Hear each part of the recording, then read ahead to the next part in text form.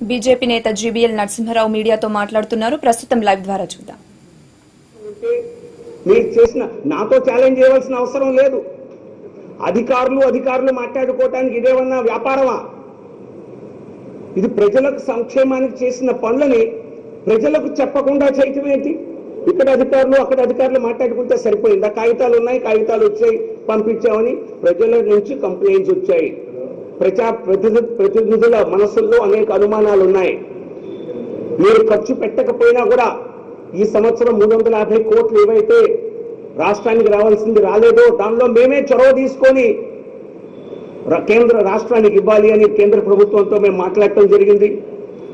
ఆ నిధులు కూడా వచ్చేసే సమయం దాదాపు వచ్చాయో నాకు ఇంకా పూర్తి వివరం తెలియదు, లేకపోతే కొద్ది రోజుల్లోనే పూర్తిగా ఆ నిధులు వస్తాయి. కానీ మీరు ఆ నిధుల్ని తప్పుదోవ పట్టించకూడదు. ప్రజల సంక్షేమానికి ఆ నిధుల్ని వాడాలి. అదే కనుక జరిగితే రాష్ట్రానికి రావాల్సిన ప్రతి రూపాయి కూడా వచ్చేలా కేంద్ర ప్రభుత్వం చూస్తుంది. మా వంతు పాత్రని మేము కూడా తప్పనిసరిగా, మాకు అధికారికంగా ఏ బాధ్యత లేకపోయినా ప్రజా సంక్షేమం ముఖ్యం కాబట్టి మేమందరం దానికి ముందుకు వస్తాం. ఇక కృష్ణపట్నం విషయానికి వస్తే, ఈ ప్రణాళికా సంఘం అధ్యక్షుడు కుటుంబరావు గారు ఏ రకంగా పూర్తిగా తప్పుదోవ పట్టిస్తూ ప్రజల్ని ఆయన్ని దుష్ప్రచార సంఘం అధ్యక్షుడిగా నియమిస్తే బాగుండేది. అదో కొత్త సంఘం అది పెట్టి దుష్ప్రచార సంఘం రాష్ట్ర ప్రభుత్వం తరఫున. ఎందుకంటే ఆయన అభివృద్ధి పట్ల ఆయనకు అసలు అవగాహన ఉందో లేదో నాకు అనుమానం వస్తుంది. ఆయనకు షేర్ మార్కెట్లో చాలా అనుభవం ఉంది. షేర్ మార్కెట్ అనుభవాన్ని ఈ రాష్ట్రంలో ప్రణాళికా సంఘం అధ్యక్షుడిగా నియమించలా నేనైతే చూడలా. ఉపాధ్యక్షుడిగా, అధ్యక్షుడు ముఖ్యమంత్రి ఉంటారు, ఉపాధ్యక్షుడిగా ప్రణాళికా సంఘం ఉపాధ్యక్షుడిగా ఏ రాష్ట్రంలో చూసినా ఆర్థిక రంగంలో నిపుణులను, ఒక అకాడమీషియన్నో, డెవలప్మెంటల్ ఎక్స్పర్ట్నో నియమిస్తారు తప్పితే షేర్ మార్కెట్లో వ్యాపారం చేసేవారు లేదా షేర్ మార్కెట్ నిపుణుడిని ఏ రాష్ట్రం, ఎందుకంటే రాష్ట్రంలో చేసేది వ్యాపారం కాదు కదా, ప్రణాళికా సంఘం చేసేది అభివృద్ధికి సంబంధించినటువంటి ప్రణాళికలు చేయటానికి. ఆయనకు దీని పట్ల పెద్దగా రుచి ఉన్నట్లుగా లేదు. అందువలన కేవలం సరైనటువంటి సమాధానం చెప్పకుండా దాటేస్తున్నారు. ఈ రాష్ట్ర ప్రభుత్వం మనోగతం ఏమిటో కూడా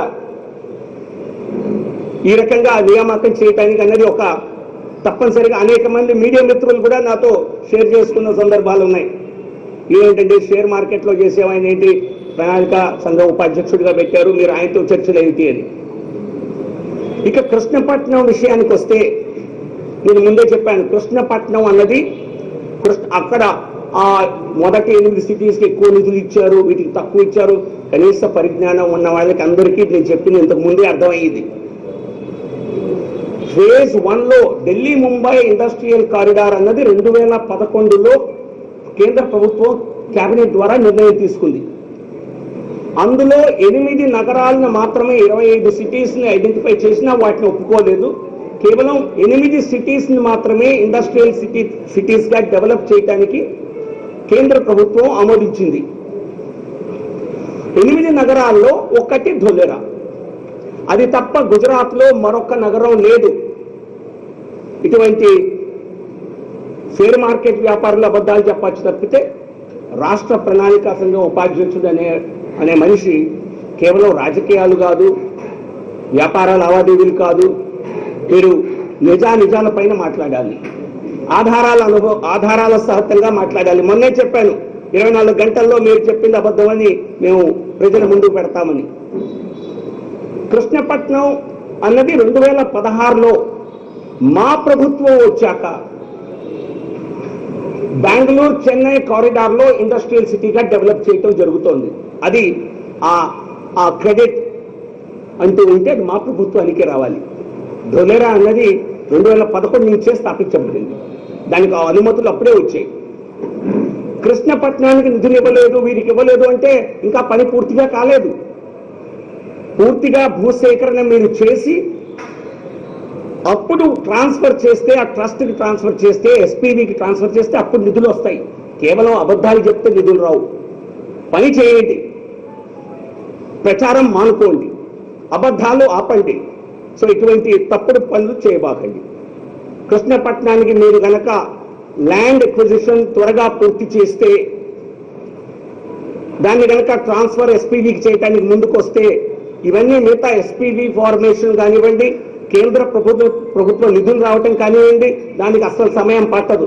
ముఖ్యంగా సమయం పట్టేది మీకు ల్యాండ్ ఎక్విజిషన్కే. దానిలో మీరేం పురోగతి పెద్దగా చూపించడం లేదు.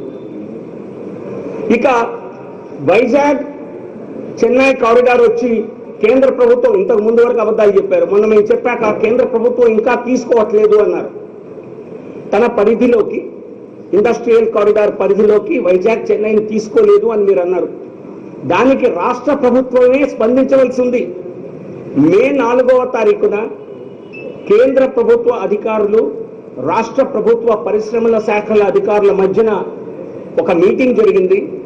ఆ మీటింగ్ లో జరిగిన సంభాషణ వివరాలన్నీ నా దగ్గర ఉన్నాయి, రాష్ట్ర ప్రభుత్వం దగ్గర కూడా ఉన్నాయి. దానిలో స్పష్టంగా చెప్పింది, మీరు అది మాత్రం దాన్ని ప్రస్తావించకుండా దానిలో క్లియర్ గా చెప్పింది. రాష్ట్ర ప్రభుత్వం అడిగింది, మీకు చదివి వినిపిస్తాను కావాలంటే. రాష్ట్ర ప్రభుత్వం పనిచేయాల్సింది పోయి మేము కేంద్ర ప్రభుత్వం పనిచేయలేదంటారు. Special secretary and financial adviser of government of India